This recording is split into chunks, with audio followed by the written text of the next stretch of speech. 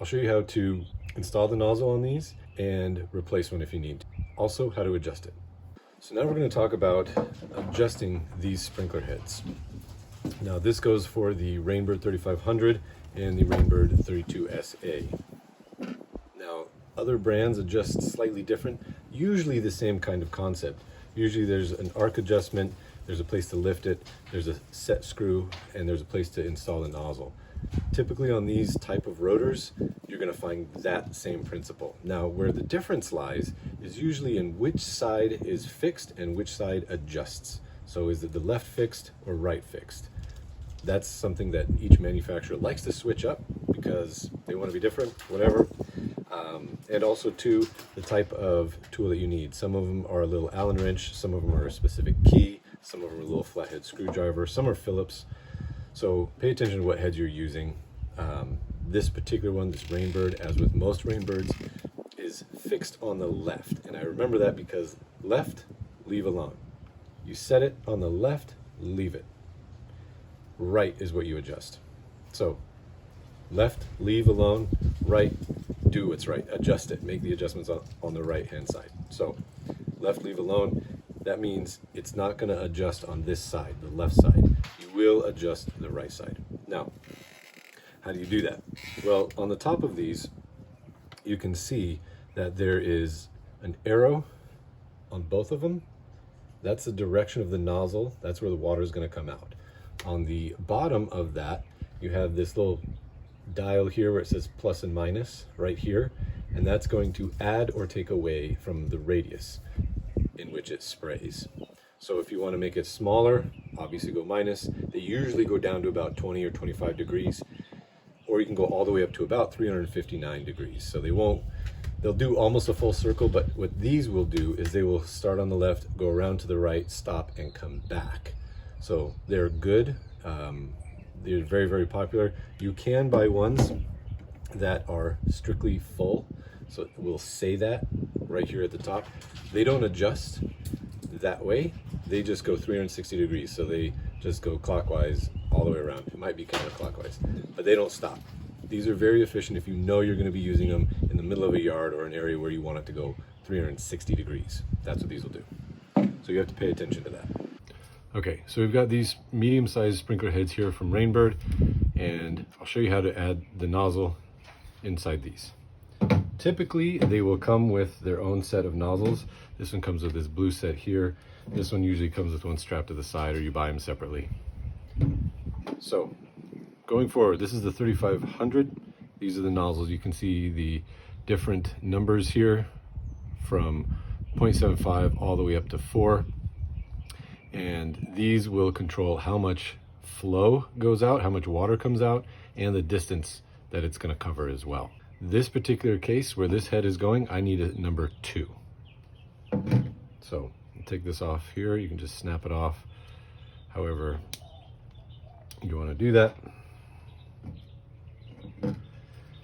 Then you can either grab this with your hands and pull it up like that, and just pinch it and set it in like that. Some people don't like to do that, so there is another way to do it. You can use the tool that Rainbird makes. It's got this little notch right here, and as you can see, there is this little keyhole right here. So this will go in like that, give it a twist, and then you can lift it up. You can do whatever you need to do there, right? So we'll go ahead and open it up like this. Hold it like that. Now, you have to have pretty good strength to hold this. They do make a tool that will just hold on to it right here at this level, and then you don't have to hold anything. It's very handy. You can make all your adjustments, install the nozzle, without having to hold it. So this also works, the tool, which I don't have because I always use my hands. The other option you can do is if that's too much and you don't want to pinch yourself, because there's a spring that pulls it back down, and if you're not careful, you can pinch yourself.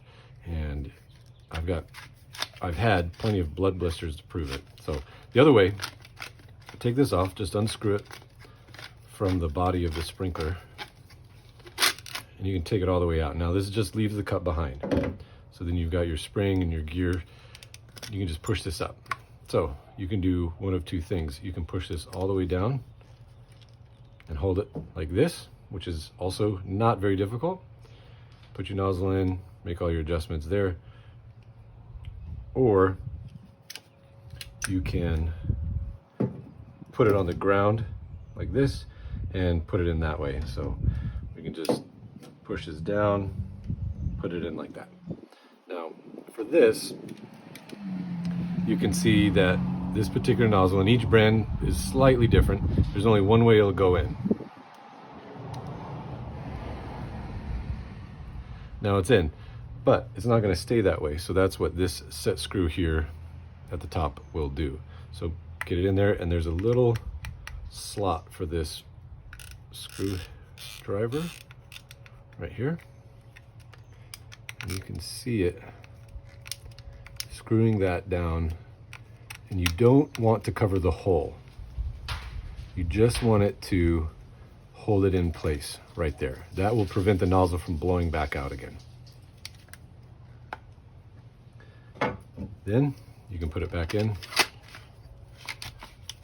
tighten it down, and you've got your nozzle in there already. With this one, you can see that there is a little Phillips or a flathead, so that's how you would do that one, but it's got the same keyhole right here to open it up. This one's already got one in it. You can see right there. Now, how to adjust these. So, how do you adjust the left side of these Rainbird 5000s and 3500s? This is spraying a little bit too much to the left, and we want it to come this way. So, you can't adjust that on the top here. You have to move the whole body. So that's what channel locks come in handy for. So make sure that you grab underneath, not just the top, but underneath the collar there, and adjust it to where you want it. See how it moves? Now it's spraying this way, which is the direction that we want it. So on the left side, this is correct. Now the right side, we'll adjust next, but the left side, you have to adjust by rotating the whole body of the sprinkler.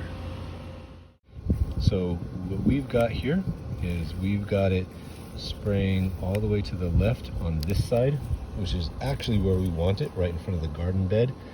So it's on the left adjusted correctly, and on the right you can just turn it around. You can hear that clicking, and it stops going off that direction, which is where we want it going that way as well. Now if we wanted to adjust it on the right side, which is how Rainbirds do it, this is how you adjust it here. You see the plus on this side, minus on this side, little arrow on the bottom. So if you turn it to the plus like that, it will actually go further around to the right.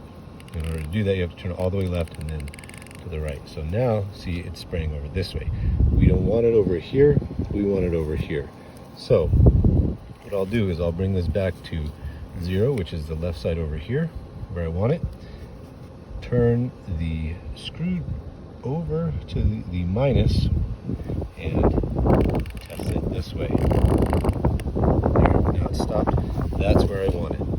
So that's how you adjust these Rainbird 5000s and 3500s. Also, you'll see sometimes people will adjust them down in length so they don't shoot as far. And you do that with this set screw right here. Now, this set screw is not covering the hole. If you wanted to cover the hole, you just continue to screw that set screw down. And what that's going to do is it's like putting your thumb over the end of the spray, and it's going to have less of a single direct, it will be single, it'll have less of a direct spray, but it'll kind of open it up a little bit and shorten the distance. So that's how you do it with that set screw. Just screw it down or screw it up as you need to. These impact sprinklers, they adjust very differently, which is in another video, and I'll show you about those. Same thing with the pop-up sprays. These adjust very differently than these other gear-driven and impact rotors, but that's also in another video. You just gotta subscribe and see all the videos. I think they're good.